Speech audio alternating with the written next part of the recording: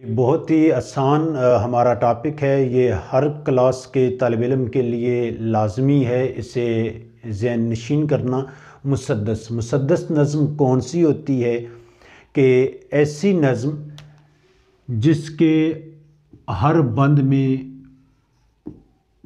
6 مصرے ہوتے ہیں۔ 6 مصرے ہوں گے تو 3 شعر بن جائیں گے۔ سب سے پہلی چیز تو یہ ہے کہ ہر بند میں کتنے مصرے ہوں گے؟ 6 مصرے ہوں گے۔ پہلے جو 4 مصرے ہیں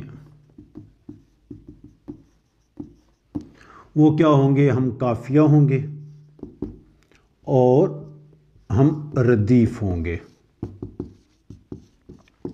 ردیف نہ بھی ہو تو لیکن ہم قافیہ ضرور ہوں گے، ردیف ہونا ضروری نہیں ہے، ہم قافیہ ہونا ان کا ضروری ہے۔ پہلے 4 مصرے ہم قافیہ اور ہم ردیف ہوں گے، یعنی پہلے جو 2 شعر ہیں بند میں، جو اگلے 5واں اور 6واں جو ہے آخری 2 مصرے وہ کیا ہوں گے؟ وہ الگ سے اسے ہم مطلب بھی کہہ سکتے ہیں۔ ہم قافیہ ہوں گے، ہم قافیہ بھی ہوں گے وہ دونوں مصرے، ہم ردیف بھی ہوں گے۔ لیکن فرق کیا ہوگا؟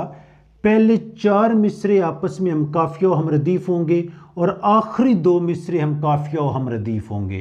یہ جو 5واں اور 6واں مصرع ہوگا ان میں جو قافیہ و ردیف استعمال ہوگی وہ قافیہ و ردیف ان سے الگ معنوں میں استعمال یا الگ قافیہ اور ردیف ہوں گے، وہ ان سے میل نہیں کھائیں گے، ان جیسے نہیں ہوں گے، ان کے ساتھ ہم قافیہ نہیں ہوں گے۔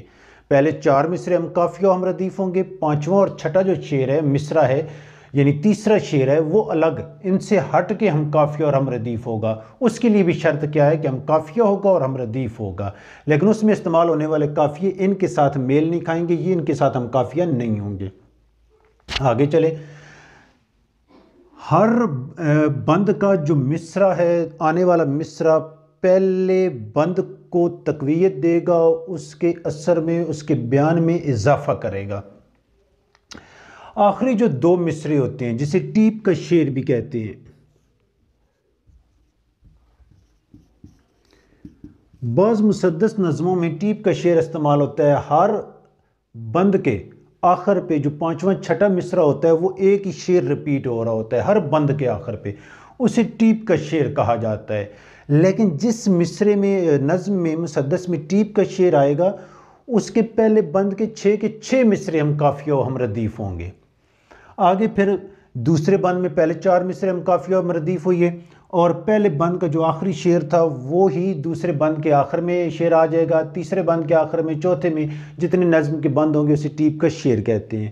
بعض دفعہ یہ ٹیپ کا مصرع بھی استعمال ہوتا ہے اور یہ مخمس نظم میں ہوتا ہے، جس نظم کے 5 مصرے، 5واں مصرع جو ہے یہ ہر بند کے آخر پہ ریپیٹ ہو رہا تھا۔ اس میں شرط کیا ہوتی ہے کہ جو نظم کا پہلا بند ہوتا ہے اس کے 5 مصرے ہم قافیہ ہوں گے اور ہم ردیف ہوں گے۔